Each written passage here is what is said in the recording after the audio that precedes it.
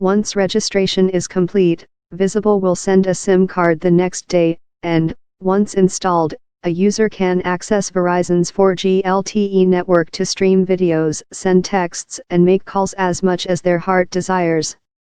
Visible says there's no throttling at the end of the month and subscribers can pay using internet-based payment services like PayPal and Venmo, which is owned by PayPal.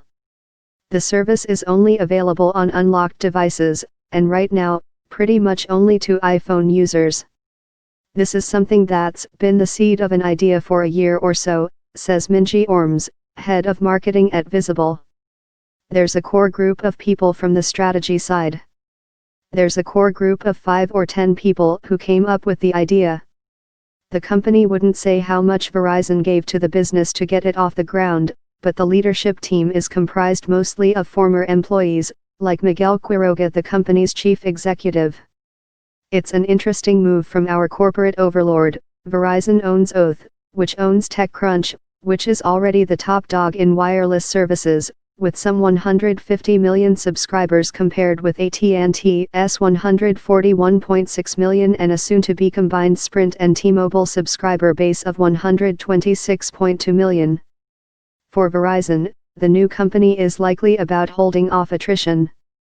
The company shed 24,000 postpaid phone connections in the last quarter, according to the Wall Street Journal, which put some pressure on its customer base, but not really all that much.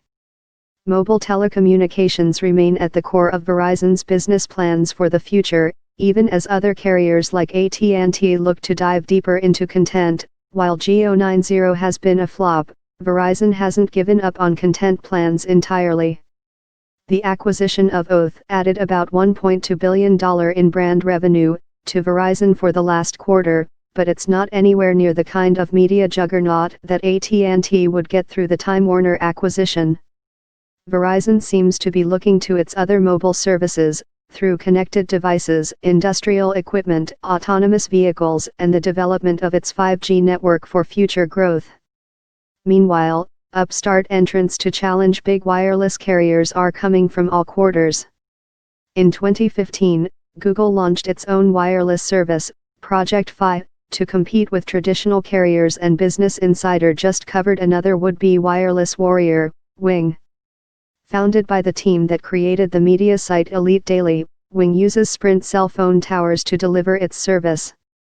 David Arabov and co-founder Jonathan Francis didn't take long after taking a $26 million payout for their previous business before getting right back into the startup fray. Unlike Visible, Wing isn't a one-size-fits-all plan, and it's a much more traditional MVNO. The company has a range of plans starting at $17 for a flip phone and increasing to an unlimited plan at $27 per month, according to the company's website. As carriers continue to face complaints over service fees, locked-in contracts, and terrible options, new options are bound to emerge. In this instance, it looks like Verizon is trying to make itself into one of those carriers.